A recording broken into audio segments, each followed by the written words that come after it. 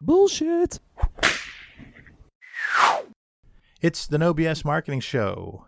I'm Dave Mastovich, CEO and founder of Massolutions, the world's only no bullshit marketing firm.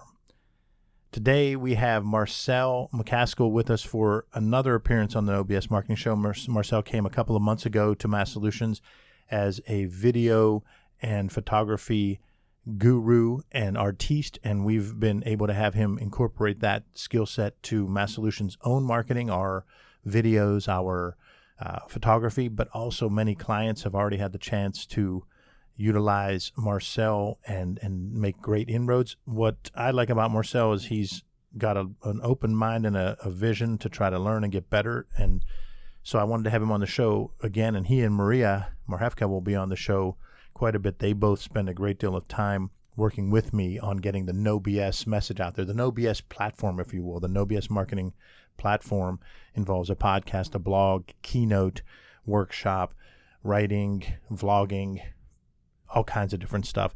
And he and Maria are a big part of that, so they'll be on the show a lot. So Marcel, welcome back to your second appearance on the No BS Marketing Show. Thank you, Dave. It's good to be back, round two. Hopefully we have a good time.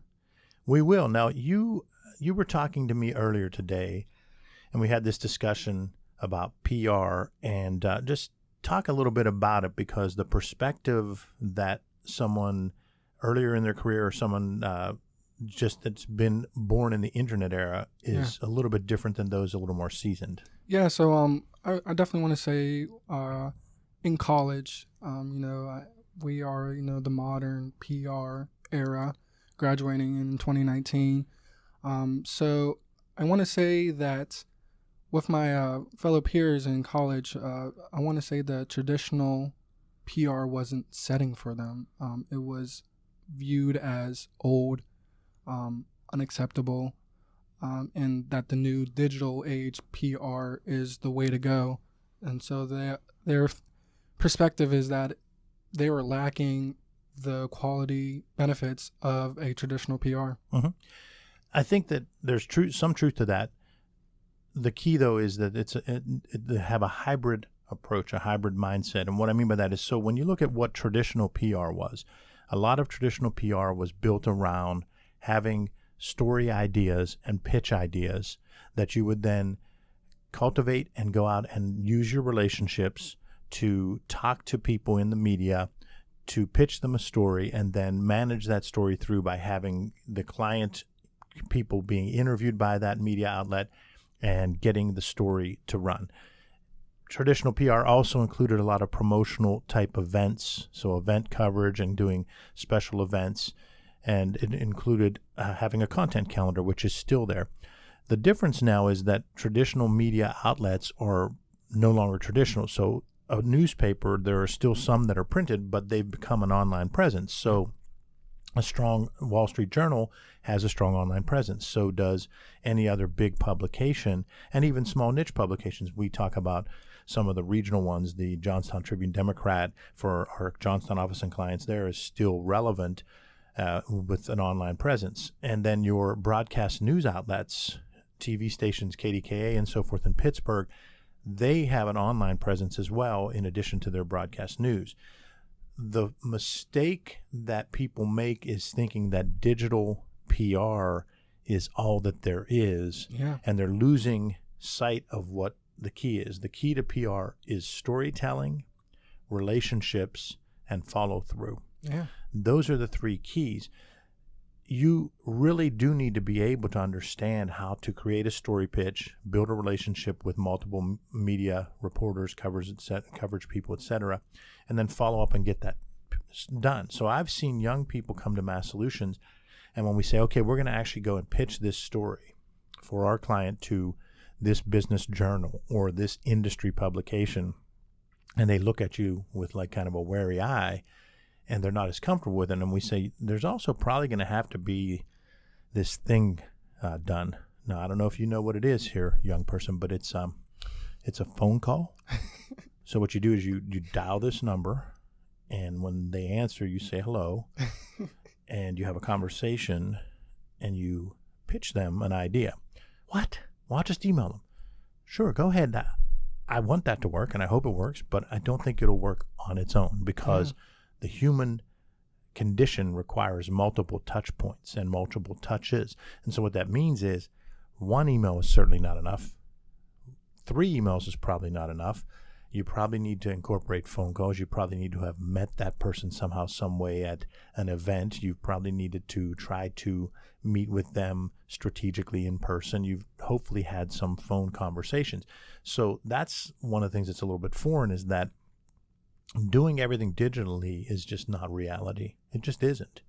And anybody that says that that's an old view or something is just wrong. Because you have to have face-to-face interaction to some degree at some point.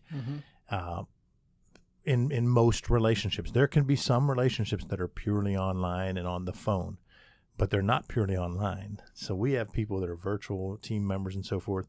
They're not purely online. So much more gets done with a quick phone call. Now, the majority of them are online. The majority of that conversations might be online, but the 10-minute phone call here and there gets so much done, and the face-to-face builds trust.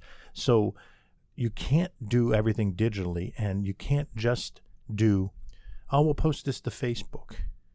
Oh, we'll tweet about this.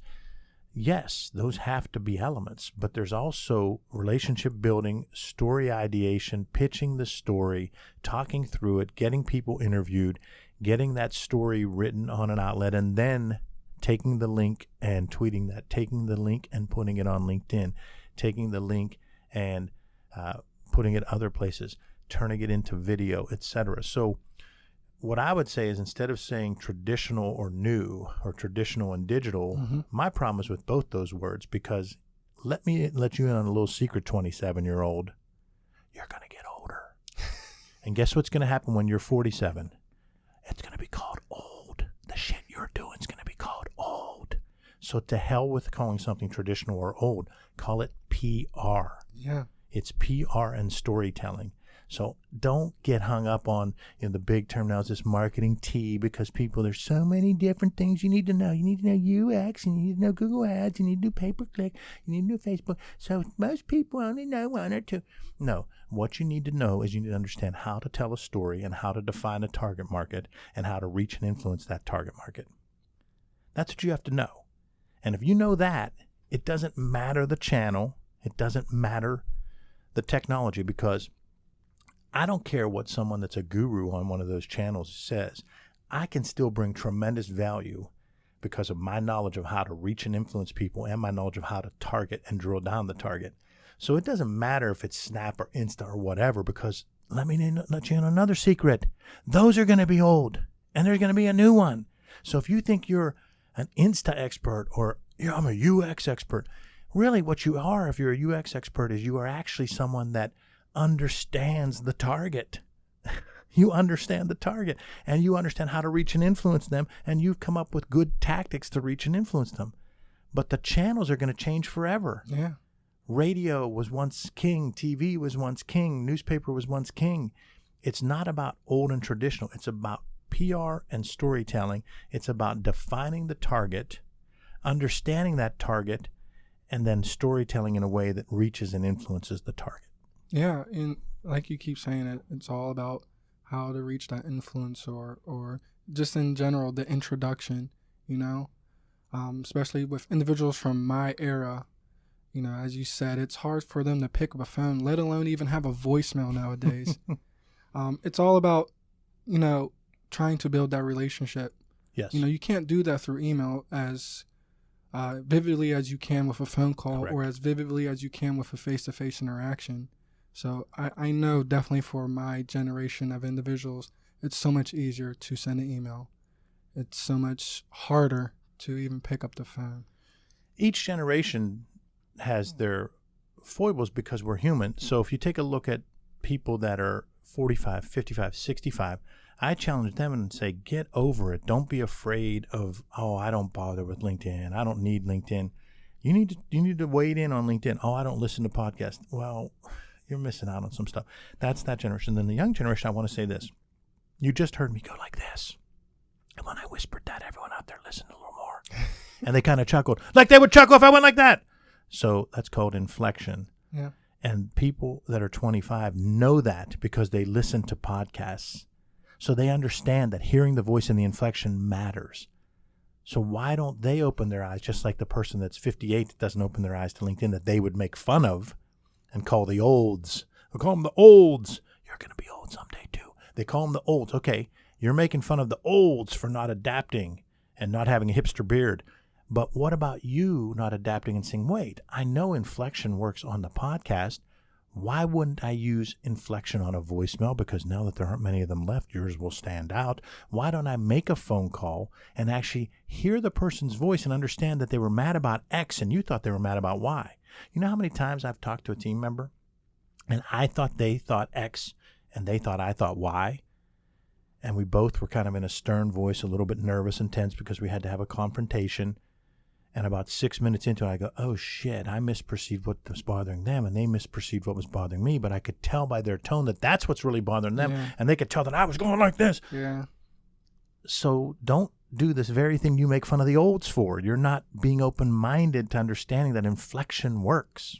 Yeah, and it all falls under, the same category, but it's just branched out differently. So individuals have to look at it from where it's coming from. Exactly. Well, Marcel, it's always good talking to you. And like I mentioned, you and Maria are going to be regular participants on the No BS Marketing Show because you help so much with the No BS Marketing platform. So thanks again for being on the show. Thank you. Thank you for having me. We're appreciating all that you're doing. And thank you, our loyal listeners, for giving us the feedback you do to help us make the show better. It's recorded here in our studios in bold, beautiful downtown Pittsburgh. Remember, ask yourself, what's the big idea? And build your story around the answer. It's all about bold solutions, no BS.